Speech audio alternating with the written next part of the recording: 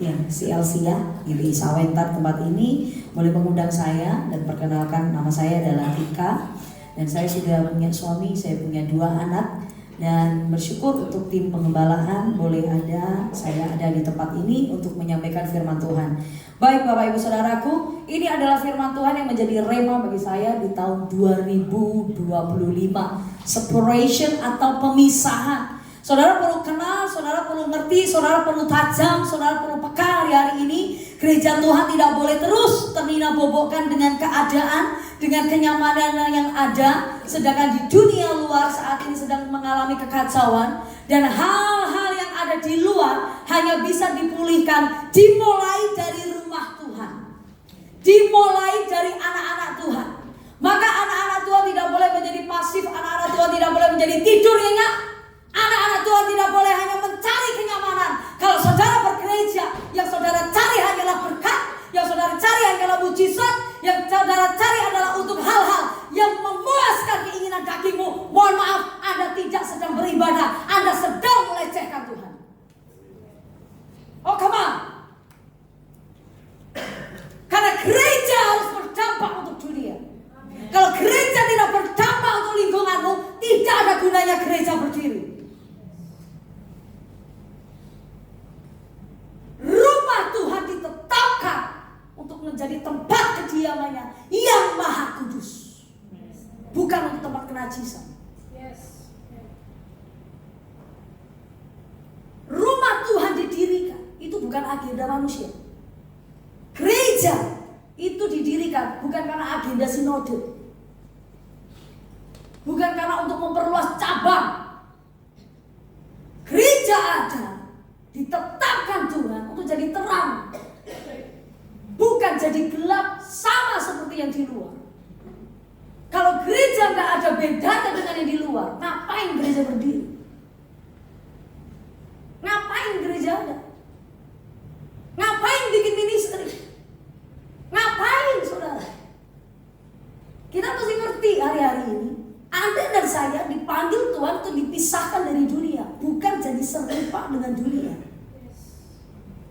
Ini tahun yang serius, Tuhan lagi bekerja, tuh pedang Tuhan itu sedang terarah atas gereja. Gereja gak boleh main-main, saudara.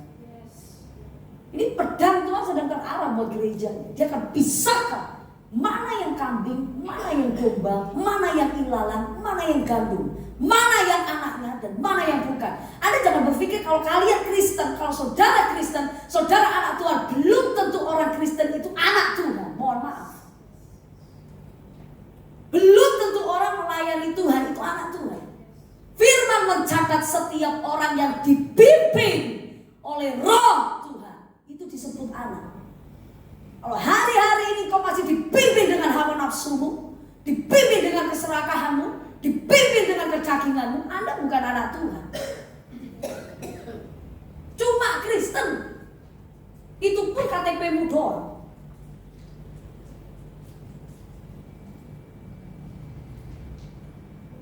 Anda perlu ngerti, saudara. Anda apa cuma ibadah model kayak begini doang?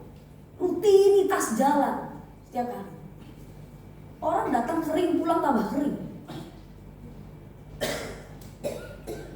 Gak akan ada terobosan dalam hidupmu. Anda gak akan pernah ngalamin apapun. Kalau saudara gak bisa ngalamin Tuhan, bagaimana berdampak di luar? Gak mungkin.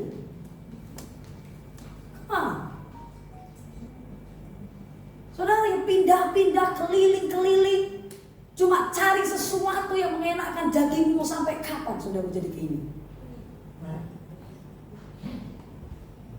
Ingat saudara, kita lagi gak main-main gereja-gerejaan. Kita lagi gak main ibadah-ibadahan, saudara. Setiap Anda dan saya punya pertanggungan jawab sendiri-sendiri dengan Tuhan. Gak ada namanya iman itu nunut, gak ada. Makanya saudara masih penting, kenapa kita perlu dipisahkan sih? Arti pemisahan saudara. Saya boleh bantu multimedia aja supaya saya bisa lebih fokus.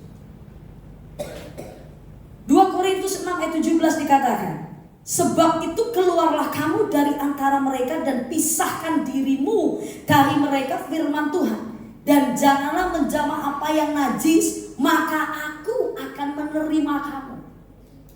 Saudara, Rasul Paulus berkata kepada jemaat di Korintus bahwa penting bagi setiap umat Tuhan itu memisahkan diri dari segala hal yang tidak berkenan di hadapan Tuhan, dari segala hal yang najis di hadapan Tuhan. Penting, gak ada ceritanya jadi anak Tuhan abu-abu, Pak Bu, gak ada. Mau gelap-gelap, mau terang-terang, gak ada namanya di tengah-tengah, gak ada. Kalau katakan ya di atas ya, tidak di atas tidak. Lebih dari itu semua, lahirnya dari si jahat. Dalam firman Tuhan, di dalam kebenaran Tuhan, itu lurus, gak ada namanya setengah-setengah. Perempuan-perempuan, laki-laki, gak ada yang di tengah. Mau panas-panas, mau dingin-dingin, gak ada suam-suam kuku. Halo. Mau radikal-radikal, mau pasif-pasif, gak ada setengah hati. Rasul Paulus berkata bahwa penting untuk dipisahkan. Apa itu dipisahkan? Dalam bahasa aslinya disebut aporizo. Artinya aporizo itu apa, saudara? Kita tuh dikasih sebuah tanda, meterai khusus. Anda dan saya itu ditandai Tuhan secara ilahi, dimeteraikan oleh Roh Kudus, yang itu menandakan bahwa Anda dan saya adalah miliknya. Di sini ada botol minum Cleo. Dan di sini gak cuma ada satu, ada banyak di sini. Gimana cara saya membedakan ini milik saya atau bukan? Gimana caranya? Ya saya buka, saya minum, atau mungkin saya kasih sedotan. Supaya apa? Berbeda dengan yang lain, betul? Supaya kita ngerti ini milik kita atau bukan. Demikianlah Anda dan saya di mata Tuhan. Di mata Tuhan, mohon maaf, status sosial tidak membedakan Anda dan saya. Jabatan di gereja tidak membedakan Anda dan saya. Bukan berarti orang yang melayani di depan lebih tinggi, lebih dekat dengan Tuhan. Oh tidak. Nggak ada ceritanya seperti itu. Di hadapan Tuhan, Anda dan saya itu sama. Apa yang membedakan? Aporizo. Ada yang mau dipisahkan, tapi juga ada yang tidak mau dipisahkan. Halo. Ada yang mau dimiliki Tuhan, tapi ada juga yang tidak mau dimiliki Tuhan. Ada yang mau dipimpin Tuhan, tapi juga ada yang tidak mau dipimpin oleh Tuhan. Itu yang membedakan. Sekalipun KTP kita semua Kristen, kakak kita semua Kristen, Pak Bu, yang membedakan Anda dan saya di hadapan Tuhan, mana yang taat dan mana yang tidak.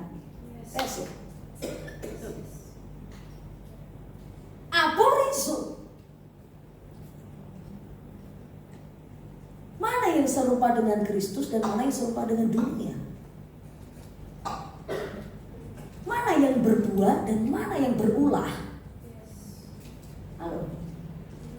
Saudara, mau saya tunjukkan, penting gak sih untuk kita memisahkan diri dari dunia? Penting. Apa, saudara? Mari kita belajar dari satu tokoh namanya Abram. Kita mulai dari Kejadian 12 ayat yang pertama. Berfirmanlah Tuhan kepada Abram, pergilah Abram dari negerimu dan dari sanak saudaramu dan dari rumah bapamu ini ke negeri yang akan kutunjukkan kepadamu. Aku akan membuat engkau menjadi bangsa yang besar dan memberkati engkau serta membuat namamu masyhur, dan engkau akan menjadi berkat. Aku akan memberkati orang-orang yang memberkati engkau dan mengutuk orang-orang yang mengutuk engkau, dan olehmu semua kaum di muka bumi akan mendapat berkat. Lalu pergilah Abram seperti yang difirmankan Tuhan kepadanya, dan Lot pun ikut bersama-sama dengan dia. Abram berumur 75 tahun ketika ia berangkat dari Haran. Abram membawa Sarai istrinya dan Lot anak saudaranya dan segala harta benda yang didapat mereka dan orang-orang yang diperoleh mereka di Haran. Mereka berangkat ke tanah Kanaan lalu sampai di situ. Saudara perhatikan di ayat yang pertama. Berfirmanlah Tuhan kepada Abram. Firmannya apa? Pergilah dari negerimu dan dari sanak saudaramu dan dari rumah bapamu. Perintahnya suruh ninggalin semua sanak saudaranya. Tapi apa yang Abram lakukan? Di ayat kelima, Abram membawa Sarai, istrinya, dan siapa saudara? Lot, anak saudara. Anda perhatikan ini. Abram taat gak? Keluar. dari rumah bapaknya, tetapi tidak taat sepenuhnya. Enggak taat sepenuhnya. Inilah yang membuat terkadang Tuhan nggak bisa bekerja maksimal dalam hidup kita. Karena apa? Tidak ada ketaatan yang penuh. Setengah. Keluarga besar Abraham ini punya bisnis. Mereka punya bisnis besar. Bisnis keluarga. Bisnisnya adalah membuat patung berhala. Itu bisnis mereka. Jadi sebelum Abraham ini dipisahkan dari sanak saudaranya, sebelum Tuhan itu memberkati mereka, Abraham ini udah kaya raya, Pak Bu. Udah kaya raya. Emang dari sononya udah kaya raya. Tetapi apakah itu berkat dari Tuhan? Apakah itu kekayaan yang datangnya dari Tuhan? Tidak. Najis. Dari pekerjaan yang najis. Makanya Tuhan harus pisahkan Abraham dari keluarganya. Anda perlu ngerti ini. Semakin Anda kenal dengan Tuhan, semakin saudara dekat dengan Tuhan, sebenarnya kita semakin habis di hadapan Tuhan. Kita ini sebagian remuk. Jadi jangan Anda berpikir bahwa oh saya mau ikut Yesus supaya saya yang miskin jadi kaya, saya yang sakit jadi sembuh, saya yang punya persoalan supaya saya terima mujizat. Yesusmu tidak hanya bekerja di area itu saja, tetapi Yesus juga akan membersihkan apapun yang mendatangkan kenajisan di dalam hidupmu. Even itu kekayaanmu, itu berkat yang pernah kau nikmati. Sekalipun itu pekerjaan yang kau kerjakan, tetapi itu najis di hadapan Tuhan, Tuhan hancurkan. Orang tua saya pernah bangkrut 4 kali, saudara. Saya punya keluarga jadi gelandangan 4 kali, tidak punya rumah 4 kali. Sebelum bertobat, papa saya doyan judi. Papa saya pendeta, khotbah, worship leader. Itu berlaku cuma hari Minggu. Di hari-hari yang lain dia mabuk, dia judi. Oh iya, saudara bisa mengerti hal itu. Itu tidak membuktikan bukan kalau orang melayani pun mereka benar-benar domba di hadapan Tuhan. Belum tentu bukan? Ini sebelum papa saya bertobat, saudara. Rumah dia taruhan itu sama teman-temannya, taruhannya nggak main-main. Rumah dia taruhin. Jadi kami punya hilang rumah itu 4 kali, saudara. 4 kali. Jadi gelandangan. Tapi pada waktu papa saya bertobat, betul-betul papa saya bertobat, Anda ingin tahu apa yang terjadi? Apakah Tuhan tiba-tiba langsung memberkati keluarga kami dan mengembalikan berlipat kali ganda? Enggak, yang ada kami semakin habis. Semakin habis, semakin tidak punya apa-apa. Seolah-olah papa saya dikerjakan kerja apapun itu kan diblok Tuhan. Kerja apapun diblok Tuhan. Kerja apapun diblok Tuhan. Ketemu dengan rekan kerja siapapun kayak ditutup semua. Bukan karena Tuhan jahat, karena Tuhan menutup pintu-pintu kenajisan yang bisa menjatuhkan papa saya lagi. Anda perlu ngerti cara kerja Tuhan. Kalau memang harus ada pintu yang Tuhan tutup, Tuhan akan tutup. Suka tidak suka. Kalau ataupun itu pintu kebenaran, Tuhan akan buka. Makanya jangan berdoa asal. Tuhan bukakan pintu. Bukankah setiap orang yang mengetuk pintu Kau akan bukakan? Saudara nggak ngerti di balik pintu itu ada apa? Makanya berdoa dengan hikmat, jangan asal ngoceh, jangan asal ngomong. Berdoa dengan hikmat itu penting.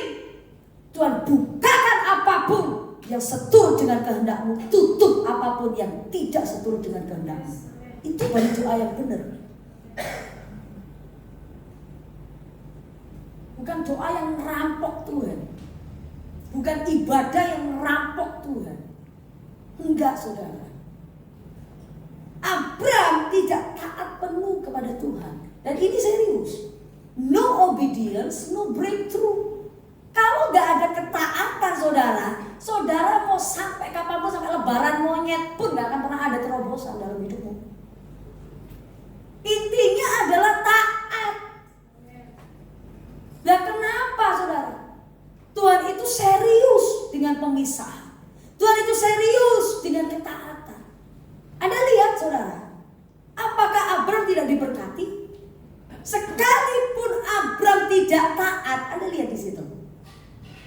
Saya akan tunjukkan, Abram pun tetap diberkati Tuhan. Bukankah itu menunjukkan bahwa Tuhan tetap baik sekalipun kita bebal? Halo? Bukankah itu tetap menunjukkan kasih karunia-Nya Tuhan? Betul? Tapi kasih karunia Tuhan tak cukup, Pak Bu. Hidup dalam kebenaran baru kau akan mengalami terobosan. Sekalipun Abram itu taatnya cuma setengah, Tuhan bikin dia tuh kaya raya loh.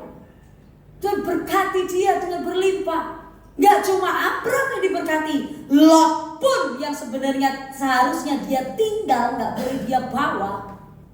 Lot pun juga diberkati Tuhan. Nah inilah orang Kristen terkadang anak-anak Tuhan gak ngeh. Oh, gak apa-apa lah saya hidup begini. Toh Tuhan masih bikin saya kaya kok. Gak apa-apa lah saya masih punya simpenan. Toh saya masih punya pekerjaan yang hebat kok. Rekening saya, deposito saya masih banyak kok. Pabrik saya masih banyak kok. Gak apa-apa saya gak taat sama Tuhan. Hidup saya baik-baik aja kok. Oh terusin saudara, terusin. Karena akan tiba satu saatnya Tuhan akan goncang. Tuhan akan goncang. Apa yang terjadi sama Abraham? Tuhan goncang Abraham dan Lot. Kita lanjut saudara. Kejadian 13 ayat 7. Apa yang digoncang Tuhan? Karena itu terjadilah perkelahian antara para gembala Abram dan para gembala Lot. Waktu itu orang Kanaan dan orang Feris diam di negeri itu. Maka berkatalah Abram kepada Lot, janganlah kiranya ada perkelahian antara aku dan engkau, dan antara para gembalaku dan gembalamu, sebab kita ini kerabat. Bukankah seluruh negeri ini terbuka untuk engkau? Baiklah pisahkan dirimu daripadaku. Jika engkau ke kiri, maka aku ke kanan. Jika engkau ke kanan, maka aku ke kiri. Lalu Lot melayangkan pandangnya dan dilihatnya lah bahwa seluruh lembah Yordan banyak airnya, seperti taman Tuhan, seperti tanah Mesir sampai ke Zoar. Hal itu terjadi sebelum Tuhan memusnahkan Sodom dan Gomora. Sebab itu Lot memilih baginya seluruh lembah Yordan itu, lalu ia berangkat dan ke sebelah timur. Dan mereka apa saudara? Berpisah. Saudara gak mau pisahkan dirimu dari kenajisan, akan ada satu titik saudara gak punya pilihan. Suka gak suka, siap gak siap, Tuhan pisahkan.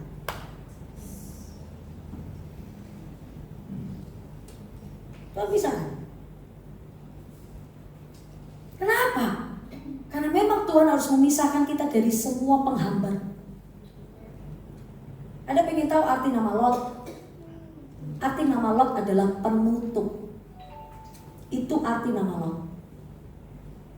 Kalau hari-hari ini saudara tidak pernah mengalami terobosan dalam hidupmu, jangan-jangan ada banyak Lot yang kau bawa di hadapan Tuhan. Jangan-jangan ada banyak hal yang kau sayangi lebih dari Tuhan kau bawa. Masih kau pegang. Tidak mau kau tinggal. Tidak mau kau lepas. Kita tidak mau memisahkan diri dari itu semua. Kita masih enak dengan apa yang kita suka, dengan apa yang kita mau, dengan apa yang membuat kita nyaman. Kita enak dengan itu. Sekalipun kau diberkati. Loh, Abram dan Lot ini bertengkar gara-gara apa? Mereka semua diberkati Tuhan berlimpah sampai wilayahnya tidak cukup. Rebutan. Cari makan untuk ternak mereka itu rebutan. Bukankah Tuhan bisa memberkati? Bisa.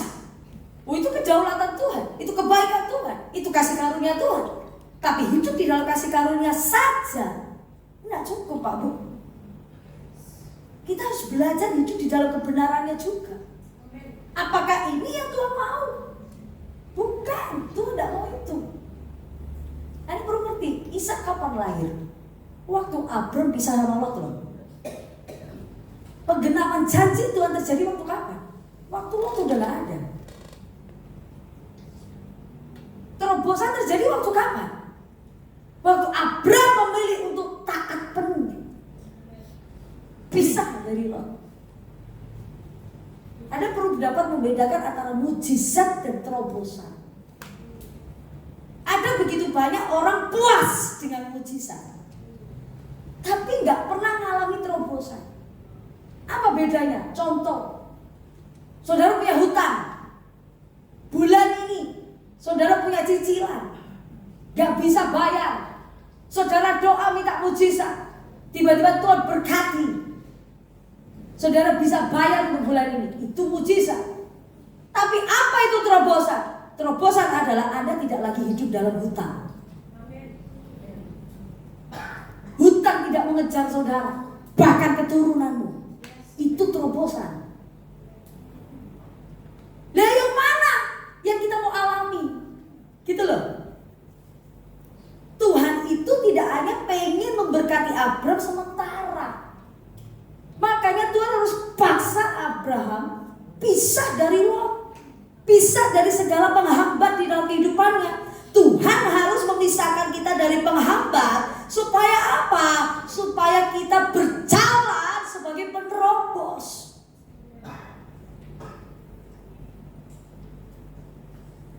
Waktu saya melihat orang tua saya hidup di dalam dunia yang seperti itu, judi, hutang. Yang saya lakukan, saudara, saya sebagai anaknya, saya anak pertama dari 4 bersaudara. Yang saya lakukan adalah saya berdoa, saya bergumul, saya bersyafaat, dan saya mendeklarasikan setiap janji-janji Tuhan. Dan saya berkata bahwa keluarga saya tidak akan berhutang. Keluarga saya tidak akan ada yang jatuh dalam perjudian. Itu yang saya mau deklarasikan. Kenapa? Cukup itu ada di generasi atas saya, tapi di generasi saya, bahkan di generasi saya bawahnya, keturunan saya, semuanya harus bebas dari itu semuanya. Ngalami namanya breakthrough, terobosan. Nah, ini penting. Kalau saudara masih membawa sesuatu yang saudara sayang, ya saudara nggak akan pernah mengalami terobosan dalam hidupmu. Masih ada hal-hal yang kau pegang, kau sayang lebih daripada Tuhan, kau nggak akan pernah mengalami terobosan apapun. Makanya yang pertama, Tuhan mesti pisahkan kita dari segala penghambat supaya Anda dan saya bisa jadi penerobos. Saya akan loncat langsung ke slide saya nomor 21. Yang kedua, saudara, kenapa Tuhan harus pisahkan Anda dan saya hari-hari ini? Kita belajar dari kisah bagaimana pada waktu itu bangsa Israel, pada waktu tahun yang kedua, Musa mengutus 12 pengintai untuk melihat tanah perjanjian. Ini tahun kedua setelah mereka keluar dari tanah Mesir. Jadi sebenarnya dari Mesir ke tanah perjanjian, Pak Bu, itu bukan jarak yang jauh sekali, itu tidak. Seharusnya mereka tidak harus menempuh 40 tahun. Tapi karena ada kesalahan yang sangat-sangat fatal yang mereka lakukan, sehingga Tuhan harus hukum mereka berkeliling 40 tahun lamanya. Dan tidak hanya berkeliling, Tuhan habisin satu generasi. Ini satu generasi Tuhan habisin. Di tahun yang kedua, Musa berkata kepada 12 pengintai, kamu pergi, kamu ngintai, kamu lihat tanah perjanjian itu. Dan kita semua tahu, bukan? 10 pengintai memberikan kabar-kabar yang busuk, kabar-kabar yang mengerikan. Dan mereka berkata, kita gak akan mungkin bisa menduduki tanah itu. Kita tuh di hadapan mereka kayak belalang, mereka itu kayak raksasa. Gak akan mungkin. Dan hanya ada 2 orang, Yosua dan Kaleb, yang mereka melihat bahwa Tuhan lebih besar dari musuh-musuhnya. Yang mereka melihat dengan mata iman, berpegang teguh dengan janji Tuhan, tidak goyah. Tetapi karena mereka bersungut-sungut, umat yang lain itu bersungut-sungut, mereka jadi troublemaker di situ. Makanya Tuhan suruh mereka keliling 38 tahun lagi, total mereka harus keliling di padang gurun 40 tahun. Bayangin, penggenapan janji Tuhan harusnya sudah bisa dinikmati tahun yang kedua, cuma gara-gara salah merespon, salah punya perspektif, salah ngomong, salah bertindak. Ini hukumannya. Kita lihat saudara, Bilangan 14 ayat 28. Katakanlah kepada mereka, demi aku yang hidup, demikianlah firman Tuhan, bahwasanya seperti yang kamu katakan di hadapanku, demikianlah akan kulakukan kepadamu. Di padang gurun ini bangkai-bangkaimu akan berhantaran, yakni semua orang di antara kamu yang dicatat, semua tanpa terkecuali, yang berumur 20 tahun ke atas, karena kamu telah bersungut-sungut kepadaku. Jadi yang dihabisi Tuhan adalah generasi yang pertama, generasi senior, generasi tua-tua yang berumur 20 tahun ke atas. Generasi pertama. Lalu bahwasannya kamu ini tidak akan masuk ke negeri yang dengan mengangkat sumpah telah kujanjikan akan kuberi kamu diami, kecuali Kaleb bin Yefune dan Yosua bin Nun. Jadi hanya Kaleb dan Yosua saja yang akan menikmati. Tentang anak-anakmu yang telah kamu katakan, mereka akan menjadi tawanan, mereka lah yang akan kubawa masuk, supaya mereka mengenal negeri yang telah kamu hinakan ini. Tetapi mengenai kamu, bangkai-bangkaimu akan berhantaran di padang gurun ini, dan anak-anakmu akan mengembara sebagai penggembala di padang gurun 40 tahun lamanya, dan akan menanggung akibat ketidaksetiaan sampai bangkai-bangkaimu habis di padang gurun. Cuma gara-gara apa? Bersungut-sungut. Anda jangan bayangkan kalau bersungut-sungut itu ngomel, protes, ya kan, ngedumel. Enggak. Bersungut-sungut tidak hanya ngomel, Pak Bu. Bersungut-sungut dalam bahasa aslinya, kalau diterjemahkan, itu artinya merendahkan Tuhan, membanding-bandingkan Tuhan dengan yang lain, di mana hal yang lain itu lebih besar dari Tuhan. Itu arti bersungut-sungut. Dan kalau saudara baca semua kisah di padang gurun, setiap kali mereka bersungut-sungut mati. Setiap kali mereka bersungut-sungut mati. Anda lihat ini. Artinya konsekuensi dari bersungut-sungut itu serius di hadapan Tuhan. Itu bukan hal-hal yang sepele di hadapan Tuhan. Itu serius di hadapan Tuhan, dan itu nyakitin hati Tuhan. Kenapa Tuhan harus pisahkan? Yang kedua, Dia harus memisahkan kita dari semua generasi pemberontak. Anda bisa bayangkan pada waktu itu, di mana generasi pertama habis, generasi kedua menikmati janji Tuhan tanpa generasi pertama. Anak-anak tidak bisa menikmati berkat Tuhan bersama dengan orang tuanya. Anda bisa lihat, anak-anak gak bisa menikmati janji Tuhan bersama dengan keluarga besarnya. Satu generasi Tuhan habisi. Kenapa mereka disebut generasi pemberontak? Anda lihat di dalam ayat yang ke-31.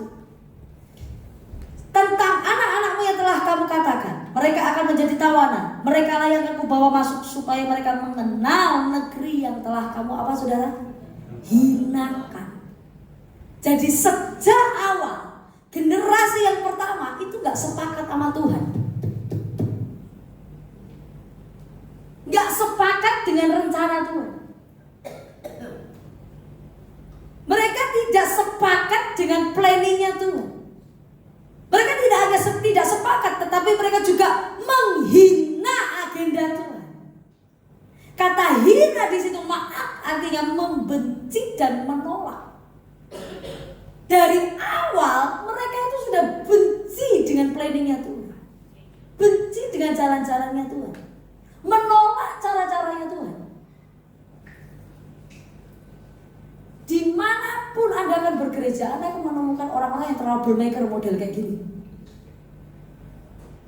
Gak bisa tunduk sama pemimpin, gak bisa rendah hati. Apapun yang pemimpin katakan ditolak terus, dibantah terus. Gak sepakat. Saudara mau ada di tempat manapun, tidak cuma gereja, mau kerja di manapun, kita mau bersosialisasi dengan siapapun, selalu ada orang-orang yang model gini, troublemaker, bikin kacau, bikin masalah. Pada waktu ada masuk dalam agenda Tuhan, waktu saudara masuk dalam visi Tuhan, maka Tuhan pisahkan kita dengan orang-orang seperti itu, saudara. Saya pernah ada di dalam satu ministry, lama sekali saya ada di situ. Dan pada waktu di tahun yang ketiga, ada satu hamba Tuhan, sampai hamba Tuhan itu sudah meninggal kena COVID dari Malaysia. Jadi dia berkata bahwa kamu itu sedang ada di sebuah lingkungan orang-orang yang bukan Tuhan yang pilih. Tuhan tidak berkenan di sana, dan kamu harus pergi. Saya tidak nurut.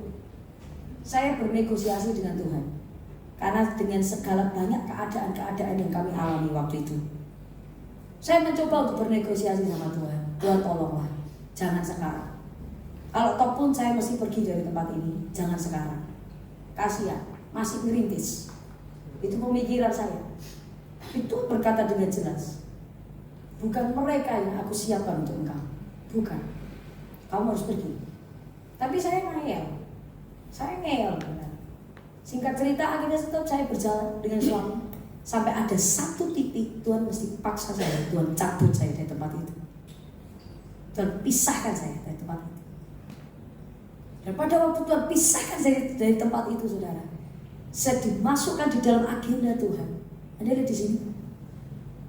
Disitulah saya baru ngerti ada terobosan-terobosan, sesuatu yang ilahi, sesuatu yang supranatural yang selama ini saya nggak pernah lihat. Saya alami.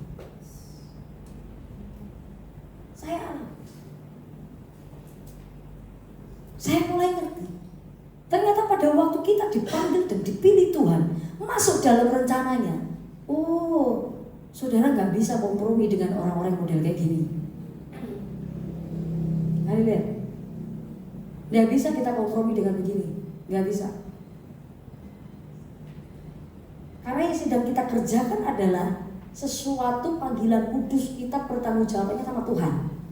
Makanya dari awal saya bilang, gereja didirikan itu bukan untuk mengerjakan agenda manusia. Engkau ada untuk mengerjakan agendanya Tuhan. Maaf ya Pak Bu, kalau orang-orang di mimbar ini dipilih Tuhan untuk melayani saudara, mereka dipilih Tuhan bukan untuk nyenengin telinga saudara.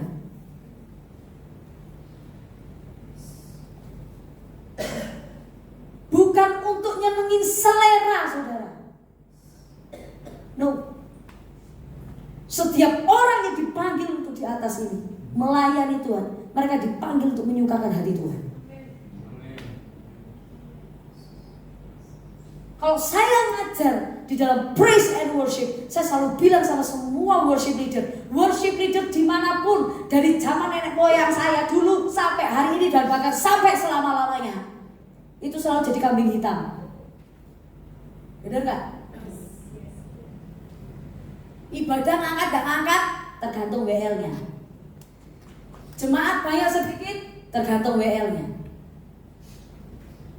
Bisa ngerasain hadirat Tuhan atau enggak tergantung WL-nya. Semua salah WL-nya. Dan saya selalu bilang dengan teman-teman semua yang sedang bergerak dalam prophetic, dalam bergerak dalam praise and worship, saya mau bilang sama mereka, telingamu harus bijak. Kalau mereka cuma bisa kritik, tok, nggak pernah kasih solusi, nggak usah denger.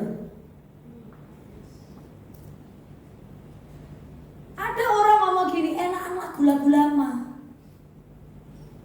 Ada lagi orang lain ngomong, enakan lagu baru. Jangan lagu lama terus, bosen. Satunya lagi ngomong lagu baru.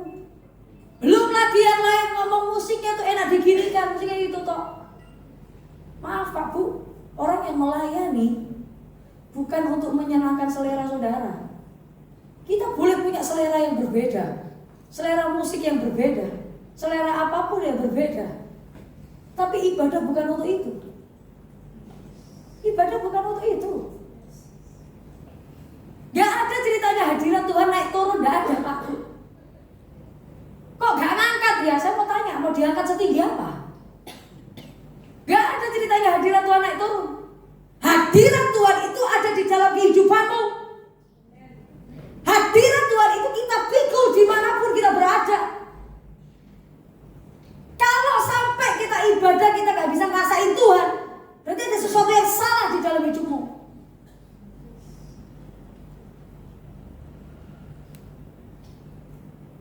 nggak bisa kita cuma ngomong bahwa barometernya adalah di sini. Nggak bisa. Anda jadi jemaat pun Anda harus ngerti gimana bisa mendapatkan, memanifestasikan hadirat Tuhan itu dari dalam, itu terasa sampai di luar. Itu kenapa? Jaga kekudusan, punya rasa haus dan lapar sama Tuhan. Itu kuncinya.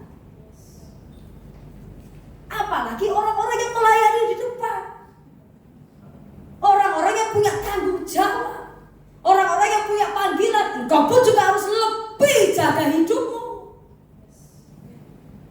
harus lebih melekat dengan hati Tuhan. Jadi nggak bisa kita ngomong, kenapa kalau di gereja ini kita bisa ngerasain Tuhan, sedangkan di gereja yang lain kita nggak bisa ngerasain Tuhan. Emangnya Yesusnya beda? Halo? Emangnya pribadi yang kita sembah ini beda? Enggak kan? Yesusnya sama kan? Kita nggak bisa ngomong kayak gitu Pak Bu. Kita mesti sepakat. Because there is a power in agreement. Firman-nya mencatat 1-2 orang berkumpul. Firman nggak pernah ngomong 1000, 2000 orang berkumpul, nggak ada. 1-2 orang berkumpul, sepakat di dalam nama Tuhan, Dia hadir. Apa yang membuat Anda dan saya tidak bisa mengalami Tuhan, hadirat Tuhan? Nggak ada kesepakatan. Yang sini punya kepentingan ini, yang situ punya kepentingan itu, yang sini punya selera itu, yang sini punya selera ini. Nggak ada kesepakatan. Semua ngejar kepuasannya pribadi masing-masing. Anda lihat di sini, nggak ada kesepakatan.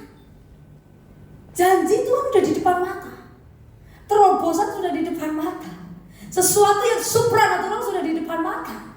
Tapi karena tidak ada kesepakatan,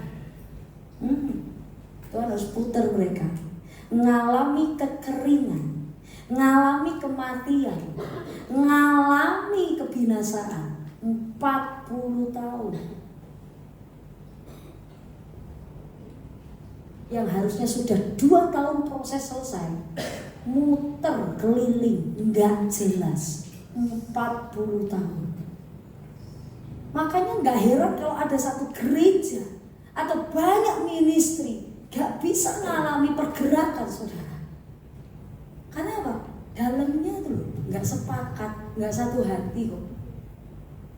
Beda-beda punya kepentingan, nggak bisa saling merendahkan hati, nggak bisa melihat satu visi yang sama. Pindah sana, pindah sini.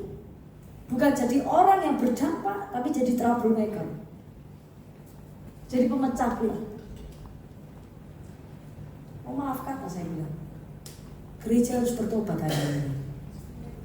Nggak bisa, saudara. Kalau saudara tidak bisa punya kesepakatan di sini, itu menghambat semuanya. Itu menunda banyak hal, Pak Fu. Membuang waktu yang banyak.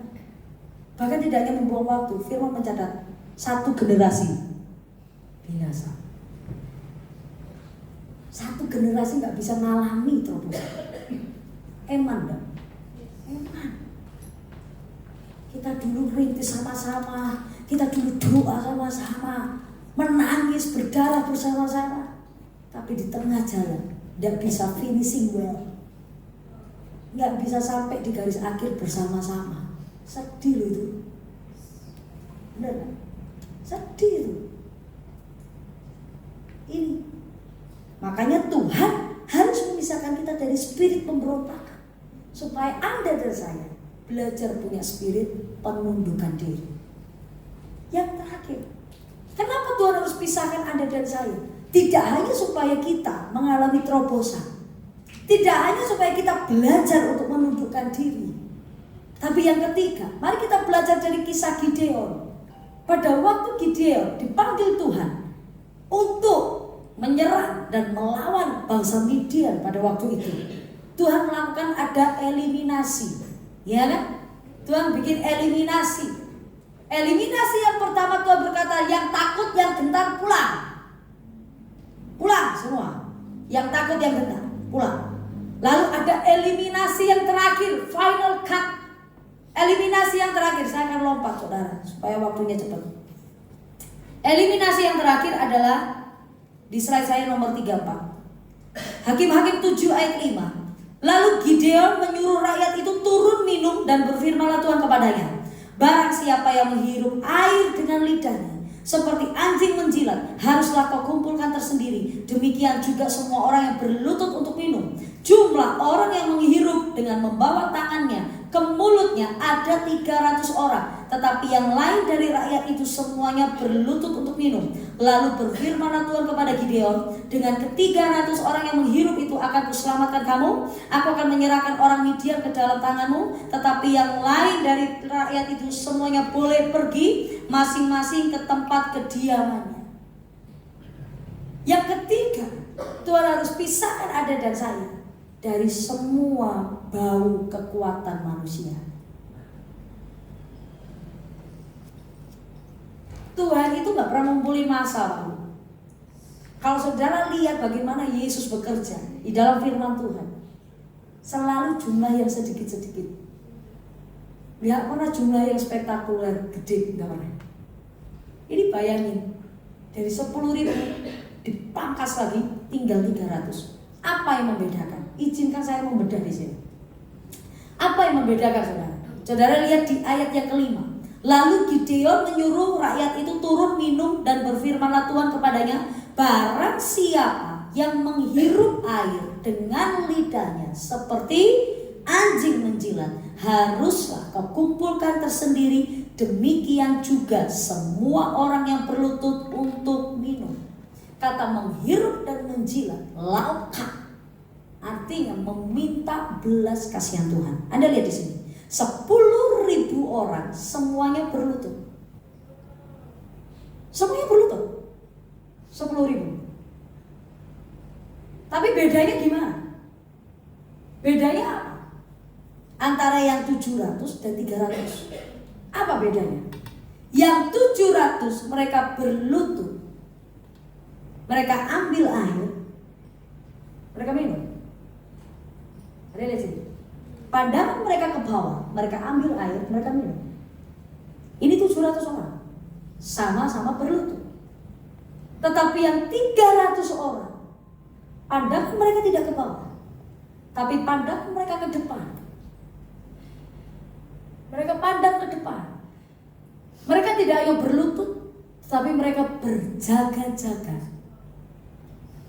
Kalau ada musuh tiba-tiba menyerang di depan mereka, mata mereka tidak ke sini, mata mereka ke depan.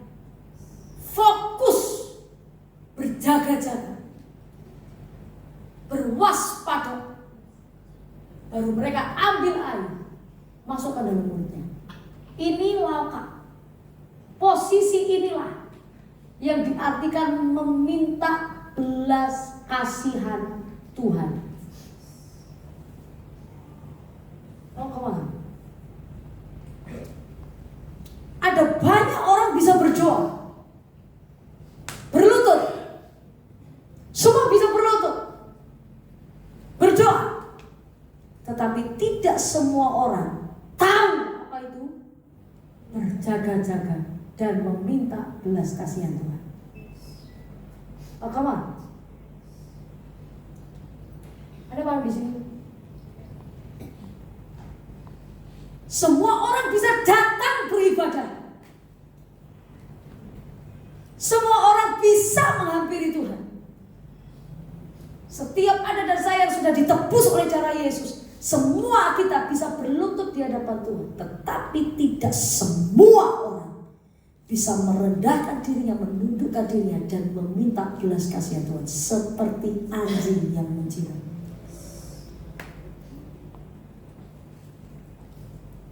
Makanya firman berkata seperti ini. Kata proskuneo diibaratkan seperti anjing yang mencium. Proskuneo. Oh, orang bisa menyembah Tuhan, saudara. Oh, come on. Orang bisa menyanyi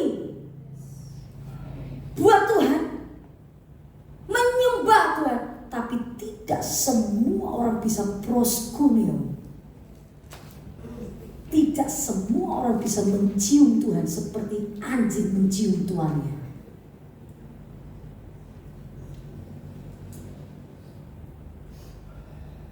Orang boleh keren di depan, orang boleh keren di mimbar, orang tuh boleh keren gagah-gagah di depan sini, boleh.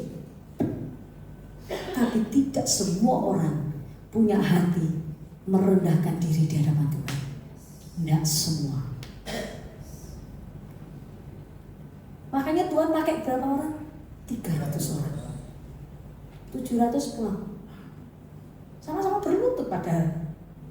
Sama-sama minum di tempat yang sama.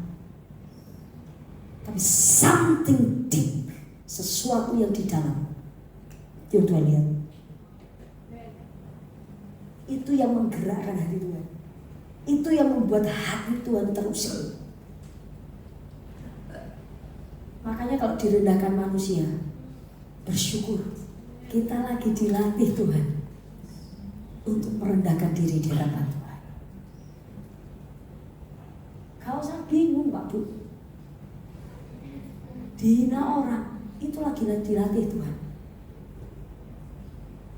Supaya apa? Kalau kau nggak sampai dihina orang, tanganmu itu susah terangkat untuk minta belas kasihan dari Tuhan. Susah. Buktinya apa? Saudara waktu penyembahan aja tunggu disuruh WL angkat tangan baru angkat tangan. Bener gak?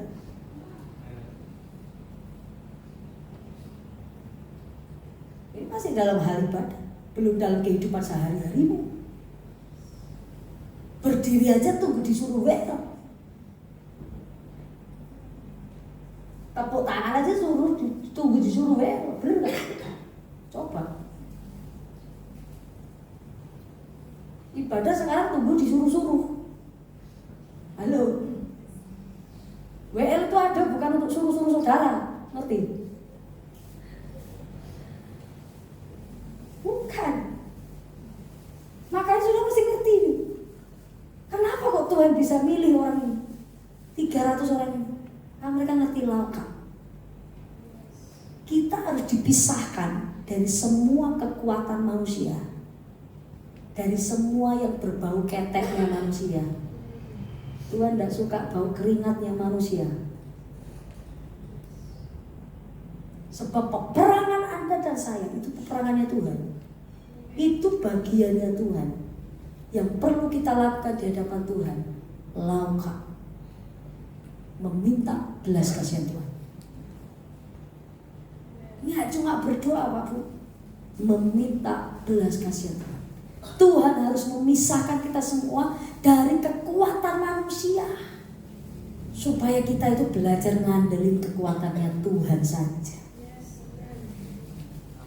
Pemisahan terjadi untuk sebuah persiapan, pemisahan terjadi untuk pemurnian, dan pemisahan terjadi untuk pergerakan.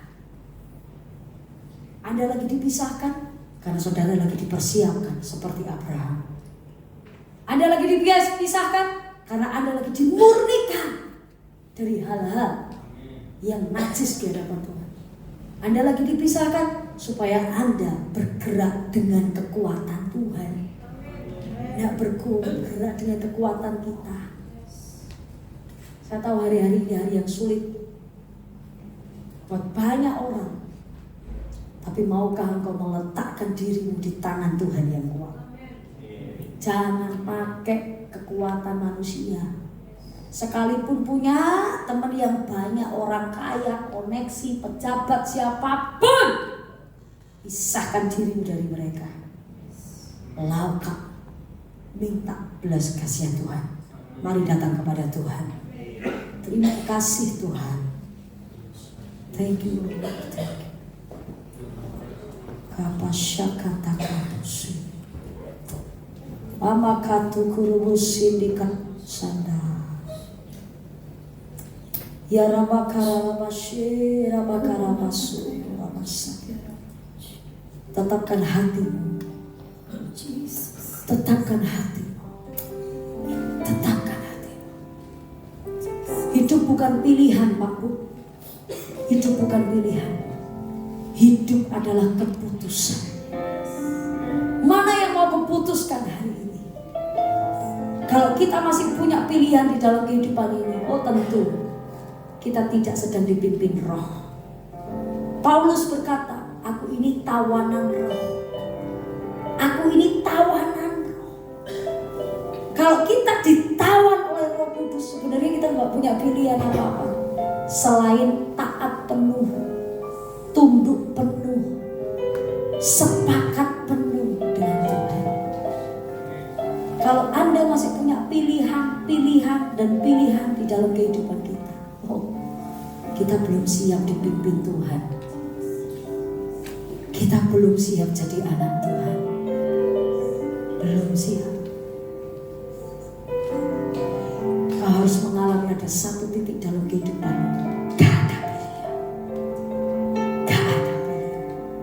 Sekali Yesus, selamanya Yesus, harapanku tak akan hilang karena kasih-Nya sekarang ku ada.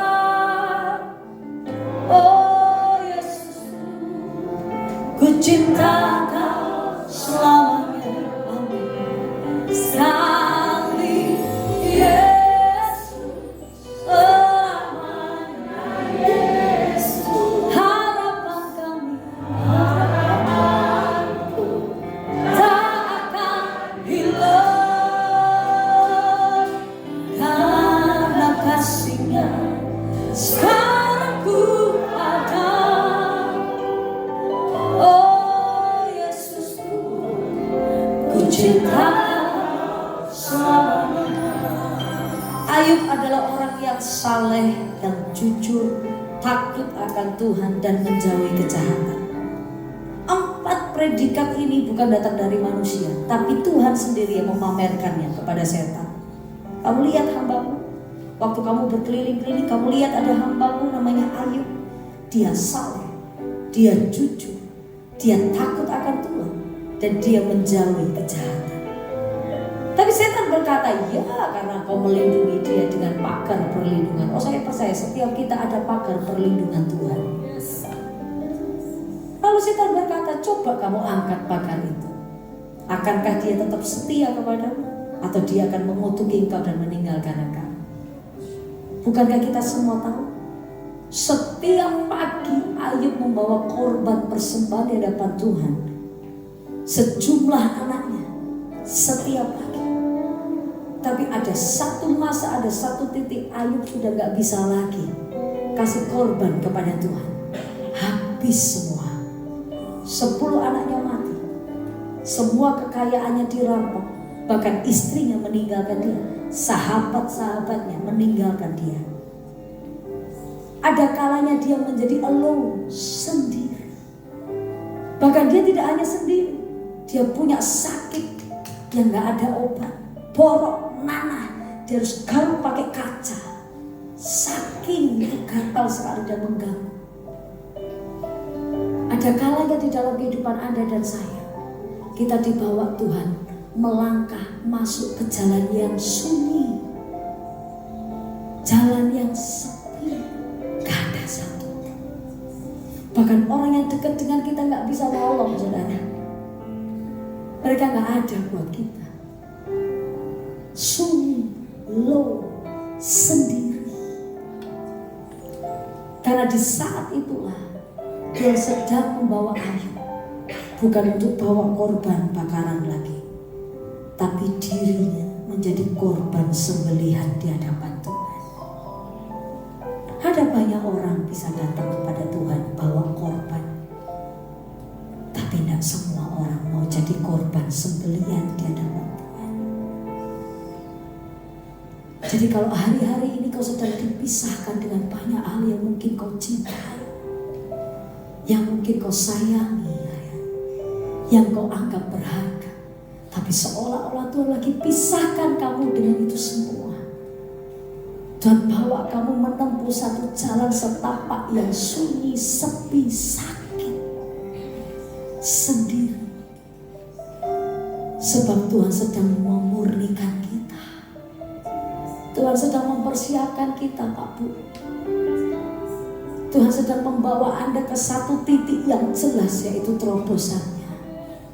Sekali-kali pun Tuhan tidak pernah merancangkan hal yang buruk dalam hidupmu. Pegang janji itu. Pegang janji itu. Jangan goyah. Sekali Yesus selamanya, harapan kami, harapanku tak akan hilang, karena kasih-Nya sekarang ku ada. Katakan, oh Yesus, oh Yesusku, ku cinta selamanya. Sekali Yesus, kain kampungmu akan diubah Tuhan menjadi tari-tarian. Penghiburan dan sukacita datang daripada Tuhan menjadi kekuatan. Ada banyak orang merendahkan engkau, tapi cukup satu tangan Tuhan yang akan mengangkat engkau naik. Tuhan yang akan membela engkau. Tuhan yang akan mengangkat engkau. Tuhan yang akan mempromosikan engkau. Jangan takut, jangan gentar. Belajarlah seperti Daud, jatuh di tangan Tuhan lebih baik daripada jatuh di tangan manusia. Engkau akan melihat terang Tuhan telah terbit atasnya. Terang Tuhan telah terbit atasnya. Dia akan menuntun engkau melangkah masuk dalam agenda, melangkah di dalam rencana, melangkah di dalam rencana yang ajaib. Tuhan akan mendongeng kekuatan yang baru turun atas hidupmu sendiri. Penghiburan dan sukacita boleh dia terima saat ini. Oh Yesus, kami cintakan, ku cintakan selamanya. Sekali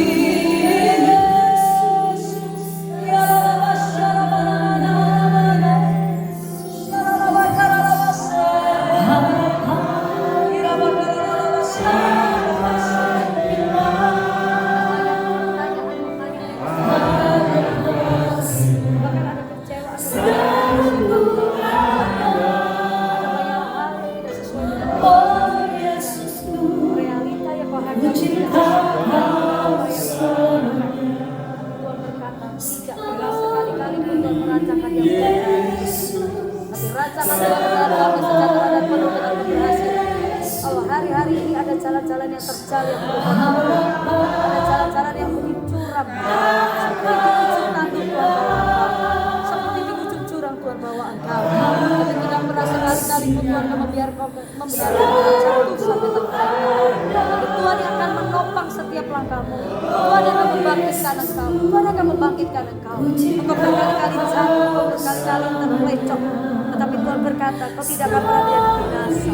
Kau tidak akan pernah menjadi binasa. Sebab tangan Tuhan yang kuat yang akan mengangkat engkau. Tangan Tuhan yang perkasa itu yang akan menopang engkau. Serahkan segala kekhawatiran di bawah tangan Tuhan yang kuat. Maka dia Tuhan yang akan mengangkat engkau. Dan Tuhan yang akan memulihkan. Tuhan akan berdoa saat ini. Biar kasih setia mengalir setiap luka di dalam hidupnya. Tuhan kau yang membekas. Kau Tuhan yang menyembuhkan. Kau Tuhan yang mengakhirkan. Kau Tuhan yang memulihkan. Kau memulihkan secara sempurna. Kau memulihkan secara total. Kau memulihkan secara all out, secara maksimal. Mulai saat Allah nama Tuhan Yesus kira maka pasangan aku tutup. Kira maka air akan diubah Tuhan menjadi mata air. Air mata akan diubah menjadi mata air. Ada begitu banyak kekeringan yang kau alami. Ada begitu banyak ketandusan yang kau alami. Tapi Tuhan berkata, aku menyediakan sumur yang akan terus membuah di dalam kehidupanmu. Sumur Sheba akan Tuhan berikan dalam kehidupanmu. Sumur yang tidak akan pernah kering. Sumur yang akan kau gali kembali. Tuhan hanya meminta menggali penuh pengenalan akan Tuhan. Menggali penuh kedalamanmu dengan Tuhan. Pengenalanmu akan Tuhan. Gali terus. Di situlah kau akan menemukan air hidup. Pada waktu kau minum air hidup itu, engkau tidak akan pernah merasakan kering. Sekalipun keadaanmu kering, tetapi rohmu tidak akan pernah kering. Justru dari sesuatu yang dari dalam itu akan mengalir keluar. maka yang di luar yang kering tiba-tiba akan menjadi subur, sebab Tuhan akan memulihkan rohmu terlebih dahulu. Tuhan akan menaruh mata air di dalam melalui keluarga. Tuhan berkata melalui keluarga, aku mempercayakan satu mata air atas keluarga. Dan lewat orang itu terobosan akan terjadi atas keluarga. Terima kasih Tuhan. Ora masyekara lamaso. Yesus yang mempesona. Haleluya, yes Lord. Dia rindu dan kesempatan baru. Sekali Yesus, selamanya Yesus.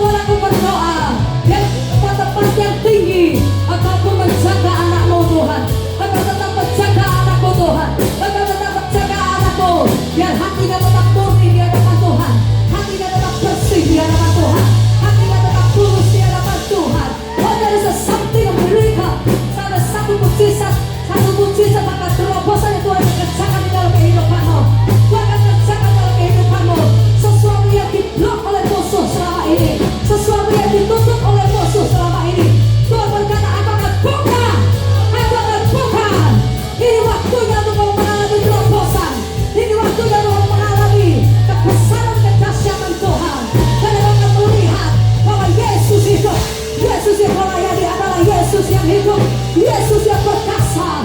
Anda dapat jalan dengan Tuhan yang hidup. Anda melangkah dengan Tuhan yang dahsyat. Allah, siapa mengalir kuasamu, mengalir kuasamu, mengalir urapanmu dari tempat yang maha tinggi. Sekali Yesus, selamatkan Yesus, harapan tak akan hilang karena kasih-Nya sekarang ku ada. Oh Yesusku, ku cinta Kau selamanya. Ya. Oh, makasakapa. Sanctify your church, Lord. Purify your church, Lord. Tuhan, hamba berdoa saat ini. Hamba berdoa saat ini. My Lord, refresh your church, Lord. Sekatakamas. Biar air kehidupan itu mulai muncul dari tempat ini. From your temple, Lord. Dari tempat ini, dari rumah Tuhan di tempat ini. Oh Rabasyakaba. Ada begitu banyak orang yang haus dan lapar akan Tuhan, yang akan Tuhan kirim ke tempat ini. Sebab Tuhan berkata bahwa di sinilah ada mata air kehidupan. Mata air kehidupan. Tetapi selama ini mata air itu sepertinya keluar hanya kecil sekali. Bualan itu kecil sekali. Semburannya itu kecil sekali. Dan Tuhan berkata gali kedalaman dengan Tuhan. Gali kedalaman dengan Tuhan. Gali kedalaman dengan Tuhan. Oh, let the deep call out to the deep. Biar dari kedalaman memanggil kedalaman. Tuhan berkata waktu engkau belajar menggali seperti Ishak menggali kembali setiap sumur-sumur yang pernah ditutup oleh musuh. Demikianlah gereja ini dipanggil Tuhan untuk menggali kembali. Mata air itu sudah ada, tapi tidak banyak orang mau menggalinya lagi. Tidak banyak orang mau menggalinya lagi. Dan Tuhan berkata kau harus bersatu hati. Bersatu hati, sepakat, bergandengan tangan. Gereja gak bisa dikerjakan oleh satu orang. Tuhan gak pernah panggil one man show. Tuhan gak pernah panggil satu orang. Tuhan selalu panggil beberapa orang. Sebab Tuhan menyukai kesatuan dan kesepakatan. Firman-Nya berkata waktu umatnya bersatu rukun bersama-sama maka berkat Tuhan turun atasnya. That's principle. Itu adalah prinsipnya. Kalau saudara ingin sesuatu revival terjadi di tempat ini, mau gak mau, suka gak suka, rendahkan hatimu, bergandengan tangan satu dengan yang lain. Sepakat lihat visi yang sama, lihat tujuan yang sama. Jangan punya agenda sendiri, jangan punya visi sendiri. Sekalipun kau punya kepintaran, sekalipun kau punya power, tapi rendahkan dirimu di hadapan Tuhan. Gandeng tangan satu dengan yang lain. Sebab bukan yang berpengalaman yang dipakai Tuhan, bukan yang pintar yang dipakai Tuhan, tapi yang rendah hati itu yang mau dipakai Tuhan. Tuhan yang minta kesepakatan dan kau menjadi satu untuk menggali terus dan menggali terus. Dan kau akan melihat bahwa mata air ini akan semakin kencang, semakin kencang, semakin kencang. Dan Tuhan akan mengirimkan jiwa-jiwa yang haus dan lapar akan Tuhan datang ke tempat ini. Sebab mereka menemukan ada air hidup di mana mereka waktu minum, mereka akan seperti perempuan Samaria. Mereka tidak akan haus lagi, tapi mereka mengalami perjumpaan dengan Tuhan. Encounter with God. Sesuatu yang ilahi mereka alami, sesuatu yang supranatural mereka alami. Mereka tidak hanya terima mujizat, mereka tidak hanya terima terobosan, tetapi dimanapun mereka berada, setiap umat Tuhan akan menjadi revivalist-nya Tuhan. Mereka akan menjadi pembawa-pembawa kabar baik. Mereka akan pembawa revival. Mereka akan membawa api Tuhan, sehingga lingkungan ini akan diselamatkan Tuhan, sehingga lingkungan ini akan direbut oleh Tuhan, sehingga wilayah ini akan direbut oleh Tuhan, sehingga wilayah ini akan dimenangkan oleh Tuhan. From this church, Tuhan yang minta unity, Tuhan yang minta kesempatan.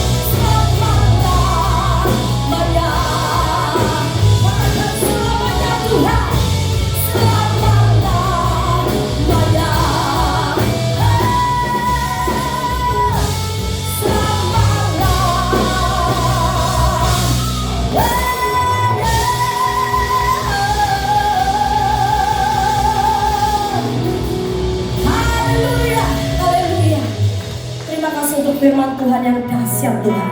Kami percaya hidup kami bukan hanya mengalami mujizat, tapi terobosan yang akan terjadi dalam hidup kami saat kami melangkah bersama Yesus Tuhan.